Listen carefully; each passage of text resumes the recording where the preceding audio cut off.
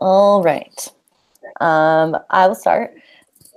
My example of some workplaces that came to mind was the last place that I worked. Was a pretty negative workplace with that was kind of in a facade of a positive relation or workplace or culture. When I was in the interview process, they brought up how they have this culture that kind of consisted of their purpose, their values, and then this communication model that seemed like it was, all about caring about other people and being a team and caring about the environment and all these things that make you feel really good and like you want to be a part of some people that care about those things as well. In the interview, the CEO asked me, when's the last time I did something nice for a stranger? And to me, I had never been asked that in an interview. So I was like, oh, these people actually care. It was really motivating to me to want to work there. And then when I got the job, I was super excited. And the first day almost was completely the opposite of what I was told the culture was like. Everyone was actually super negative. They almost used the communication style that was part of their culture as a way to be like rude to each other. So instead of like being open and honest in a like constructive feedback way, they were open and honest, just saying whatever they wanted to get their point across without like really being considerate of the person. They also did not have any sort of like team mentality. There was not a lot of like, we were understaffed in a lot of the departments. So there was like department heads and like no one really underneath them. So everyone was super busy, obviously. However, the CEO really created this culture that he was super busy. So he didn't always have time for things or to help you or for you to ask a conversation, like you were always bothering him. But that then created all the other senior staff feeling like they could say the same thing and not helping each other out. I was the only person in my department, even though I wasn't a senior staff. And a lot of times I would be the last one at the office and no one would be like, hey, Mariah, do you need help before I head out? I would be there until the sun went down and no one cared to help each other out, which is the complete opposite of what they were boasting. So much so that I didn't want to be there anymore. I felt myself becoming one of those negative people. On the flip side of that, the current company I work for, we did like a rebranding, and part of that was our mission statement and our values. So we all came together and did a brainstorm, like an activity with like sticky notes. Everyone put ideas of what we thought a good company culture would be. So we kind of got to shape that. The only thing that makes it hard at our company is we only have 8 people that work here. So we really want to have a culture that's more fun and positive. I mean, positive is easy. It's more so the fun and going to like a cool happy hour or whatever is harder to do when there's less people, creating that like atmosphere of like everyone getting together. And like when one person can't go, then it seems like no one's there. So that's kind of something that I've noticed, that in a smaller company, it's harder to create a culture that people can get behind. Yeah, going off of what you said, when you were talking about the organization and like your CEO who wasn't too busy for everyone, a similar situation that I was thinking about was when I used to work for like this really big theme park in California, and I was in the entertainment department, which was like their moneymaker. Like people were coming there to see us. Like there was nothing really much else to do unless you were 7 and younger. So everyone was there to see us. So, and because the corporation was so huge that everyone in the entertainment department, when you were auditioning, they preached and preached that it was like one team, one purpose. Everyone's going to work together. Like you're there for each other. Like everyone's important. Like it can't go on without each and every single one of you. But in actuality, once I started working there, it was very much the opposite, where you could go for like you can miss one day or twist your ankle or have a cough or not hit a note right, and instantly everyone else would just, you wouldn't even leave the stage and people would already be talking about it and asking you about it and like question you and saying that they can replace, because everyone there was so in the mindset of the CEO and like the corporation that behind it, where It was make the money, or go. Like you either contribute or everyone else can do your job, because everyone else was learning everyone else's positions in case they needed to at one point just jump in and make themselves seem better than you or whatever, just based off like a minor mistake that you would make. And it made such a hostile work environment that it wasn't even you would think that it's a place for children, so everyone's going to be like super outgoing and super nice and friendly and like happy. And it was the exact opposite, where the second you stepped on stage, everyone was like that. But the second you were backstage, or the second the show finished, it was like a complete 180 like turn of emotion, where everyone was just like, don't talk to me, don't breathe near me, like I don't want to catch a like any cold, like don't even come near me. It was such a night and day negative environment that although the pay was good, like at the same point you got to draw the line of where you can like handle the negativity so much so that it starts affecting you. Whereas the place that I work at now, it's an even bigger corporation, but they're so on the aspect of one team, one purpose, where if you need help for anything, it's like there's like thousands of people who will be willing to help you, because they all don't want to see you fail, because they get nothing by them succeeding over you. Like there's no benefit for them to bring people down. So why do that when everyone gets the same pay, the same benefits, the same raises? Like it's not a cutthroat environment where you mess up, you're done. It's just everyone working together to make a collective thing happen. And it's just a night and day environment in the relation of like happiness and like wanting to actually go to work, because it's so funny.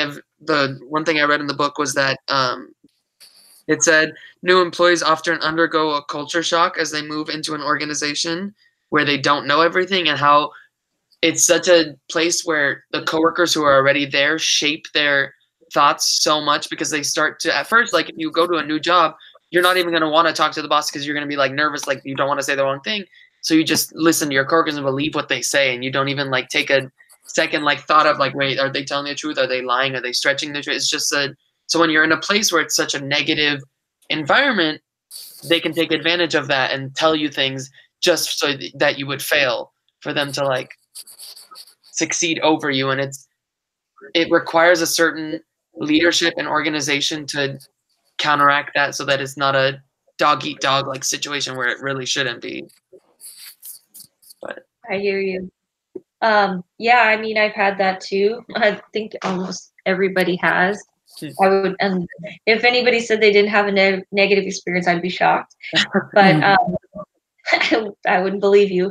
But I worked at a meat company. It was a small company in Inglewood, and so I knew this guy briefly through the gym, so I thought, oh, he needs help, answering phones and taking orders. The company had been, I don't know, maybe 20 some 30 25 plus years. It was a small family business, so I should say that. And to the young manager / whatever, and she's like, oh, I know you know Shelly. His name was Shelly, da da da, and I think you'll like it. She's like, well, I just remembered this too as we're talking. She's like, we're like a family. We're dysfunctional, but we're a whole family. And I just took it as tongue in cheek. But then, I started to go there, and they were, disparaging people left and right. This person's an effing moron. This person's an effing, like, it was like really bad. Okay, like effing this, effing that, and I'm just sitting there thinking to myself, am I really hearing this right? I mean, this is messed up beyond messed up. Talking about the drivers, and these guys work 10, 12 hours a day on the road, in LA traffic, West LA, Hollywood, the Valley. I mean, we're talking, California sucks when it comes to traffic. So imagine these guys out there in LA and Riverside and the Valley and everything. And I mean, to me, I was like, you shouldn't be talking about people like that are busting their butt every day. So, and I read from the book, communication is the organization, and that couldn't be truer, because how you talk to people, how you act, and what you say is in essence what you create, whether that's your mission statement or not.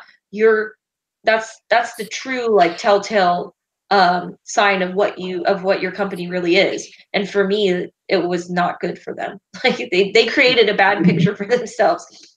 And then so we were, on a positive, the restaurant I'm in now is dysfunctional, but then again, I've heard from many people in the restaurant industry it's dysfunctional. We have our positive, moments, and there's some things that one of my bosses that I have two. One of them is pretty positive. He likes to build everybody up, and he's like, this is gonna be a good night, guys. We're gonna do this. Let's do this. Let's be positive. So I like that he likes to instill that in us. There's still favoritism going on. I've talked about that in my module discussion boards. Favoritism is rampant, but like that's kind of how I feel like it is in a lot of companies. And then going into positive, the Zappos, I really like Tony Hayesh's. I wrote some notes on that. I liked his idea and his. There's really no. Well, he has some not mission statements, but what do you call them? The values. The values, yeah, the work values. I liked it. It's like embrace, drive and change, create fun and a little weirdness. I really like that. And I like the video because he doesn't have a desk. He doesn't have his own space. And I feel like that should be it, because today's world is so stressful. The corporate culture is so fast paced, and it's all about like get the money in and like work overtime. But I like his structure and his idea because he doesn't have an office. He's with everybody. He can see what's going on. He likes to be in the know. They had the Halloween party and everybody's having fun. So he likes to create like a work. Yeah, it's work. Get your stuff done, but also have fun. So I kind of like that. I feel like more companies should adopt that type of corporate culture, integrate that into their workplace. Agreed. Yeah, I agree with that. I think that that's the way. Well, first, I've experienced Zappos like customer service, and they're just like fun and nice, and like it's just you can have that be your standard of service, but people aren't going to want to do that unless your culture promotes that. So like I was chatting with one to figure out where my order was, one of the customer service reps. And while she was pulling up my order, she was like, "What's your favorite pie, Mariah?" And just like was trying to have a conversation and be super bubbly and fun, which I really appreciated. Because you're kind of annoyed that you have to reach out to customer service at that point to see where your order is anyways. And then on the same kind of token of the smaller company that I work for, I think that a lot of like the tech companies or like the larger like corporate companies are kind of trying to promote this like culture of like fun and cool office environments and all of that stuff, and smaller businesses can't always compete with that. But we have web developers that we hire, and those are the type of companies that are also trying to hire them. So we had to kind of do what we could to match their culture as much as possible, because obviously we can't afford a crazy office, but we like did like work from home days, and we have snacks and unlimited snacks in the office and drinks and things like that, like little things that we could do to be competitive in that space to kind of create a culture of like we care about our employees and we want them to work for us. So well, incentives are nice too, because I mean, who doesn't like work from home day so they can be in their So yeah, I think that it just all depends. The culture all depends on like the people you work with, and the leadership definitely molds it. But I think we're good. Yeah. Awesome, guys. All right. Talk to you guys next week. See ya. All right. Awesome. Bye, guys. Bye.